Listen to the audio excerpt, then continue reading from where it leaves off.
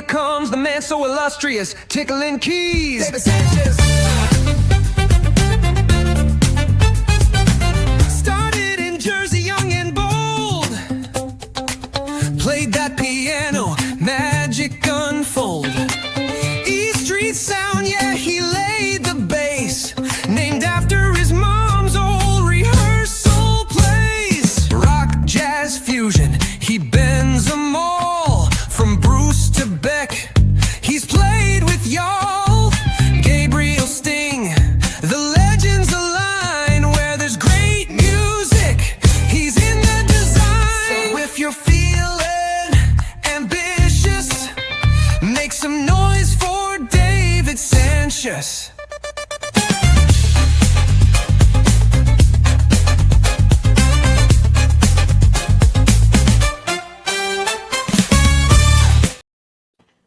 Hey everyone, Man. welcome to TRS.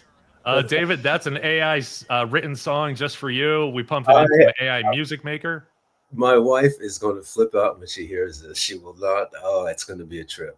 So Awesome. Yeah, that's that. That's unique. That's a first for me. I've never been the subject of, or even seen or heard a song AI written by someone else, even much less myself. You have a reputation as a nice guy, but we were still afraid to play this in front of a professional, like world level musician. Thank you for not hating us for it instantly. I'm fascinated by it. No, I'm certainly not offended. I'm again, never seen that. David, Frank Zappa once said that writing about music is like dancing about architecture, and I know you know that quote. Brilliant. So you're going to outclass me in any talk about music. But one thing I can get along with you is Frank Zappa also said, I guess you only get one chance in life to play a song that goes like.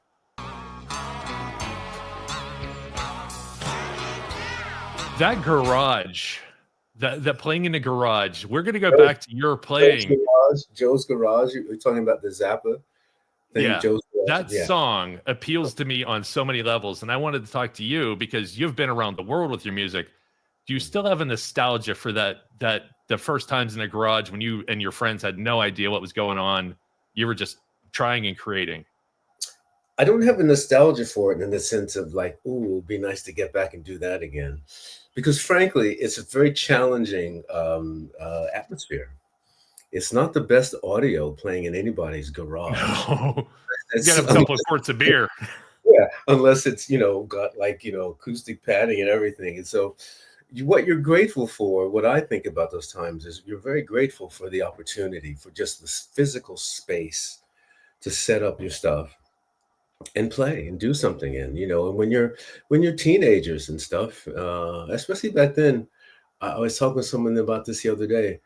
I met Bruce when I was 15, right? And he's only 4 years older than me.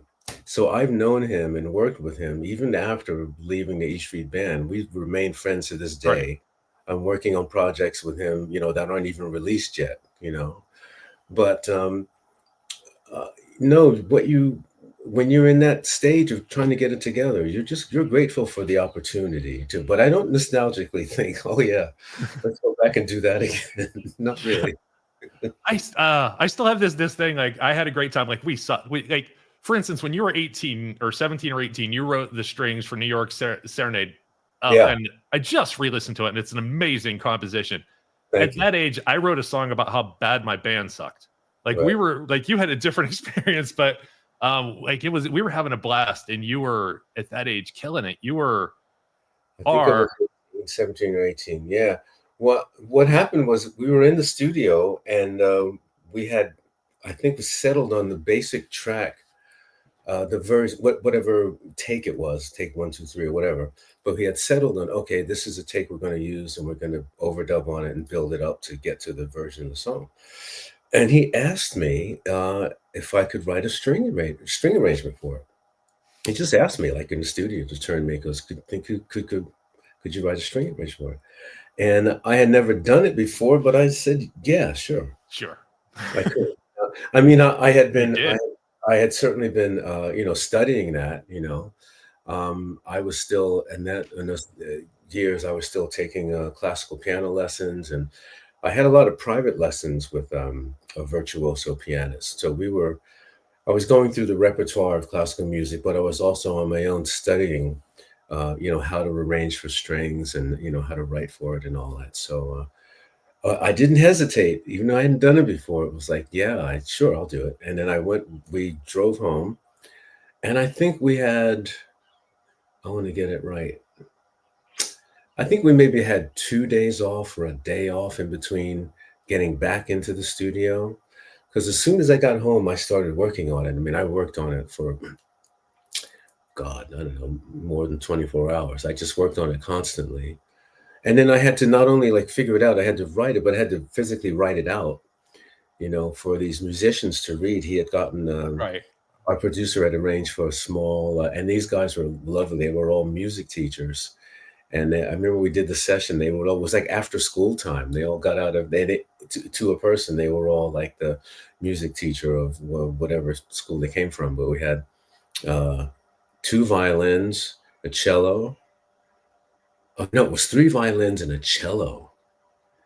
I don't think we had an upright bass player on. I could be wrong, but I wrote it out for that. But anyway, I did it. I stayed up like crazy and got it together, and then got in the car the next day, and we rode up to the studio and put it out in front of them, and they played it, and it worked beautifully. Bruce had a couple of really good ideas. There's two elements that made that sound even better. It was one, there was a point in the song where Bruce had an idea for a melody, and he said, look, when we get to that, to sort of add to what was already on the paper, it's at almost the very end of the song, and he sang it, and they were able to, okay, yeah, let's just do that as an extra overdub after it was on. And then our engineer, Louis Lahav, he had the idea to have everyone play the entire arrangement. I think we played it twice in the same octave, so it sounded thicker, like more people. And then he said, right, let's take it up an octave, so it sounded even larger. And they had to just transpose it, the players. So now play everything that's on the paper, but play it an octave higher, if we could. And then that made the whole sound of it, which was Wow. Which was great. I love the details and stuff like that. Then I'm gonna go listen to it tomorrow after hearing you talk about it, and just I love like what my suppositions were about what it was like and all these things that you picture in your head. Now with your added detail, like that's what I love about talking to musicians about what they've done. It fills in those little gaps. Like, oh, that makes more sense. So I'm the guy that reads the liner notes. I'm the guy that goes to Wikipedia and figures out who was there. I can't tell you how much I read liner notes when I was a kid coming up, and that was a beautiful thing. And I think which was lost. They made up for it now, but that was lost in that transition from vinyl to CDs or whatever. I can't tell you how many times I would be cross-legged on the floor in the living room in front of the stereo with the liner notes of anything, And yes, 100%. My father was a huge record collector. He loved jazz like crazy. He loved popular music, female singers, organ players. My dad turned me on to B.B. King, which is really the beginning of why I wanted to learn how to play guitar, because I heard the hell of an influence. But all those great records, man, the liner notes, it was like an education.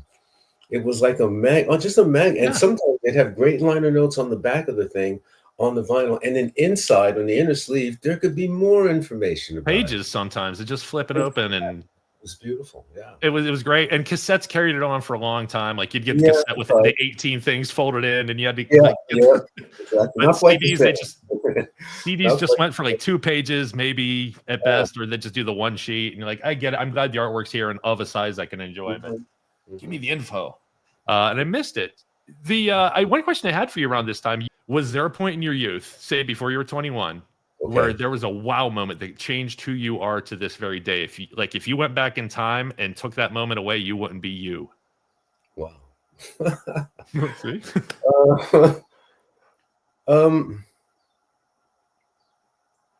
I'm gonna say it was the day that I decided to get initiated into the practice of transcendental meditation.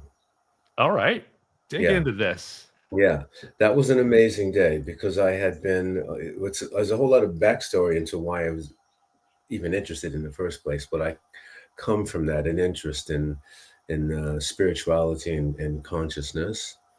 And I remember it was in Asbury Park. So I'd known about it, I read about it. And you should remember, I don't know how, you may be a little bit too young to remember it, but there was a period in the 1960s when Maharishi Mahesh Yogi was I know very, that. yeah, it was very popular. And he was even on, there was a very popular show, kind of a Johnny Carson type show, but it's called Merv Griffin. I remember Merv. And so Maharishi was on Merv Griffin. It was a big to do at the time because there was no one else out there like him talking about what we're speaking about. Anyway, I got familiar with the concept of it, and that it's an actual practice of meditation. It's a technique of meditation. There are many techniques of meditation, but that was my first one.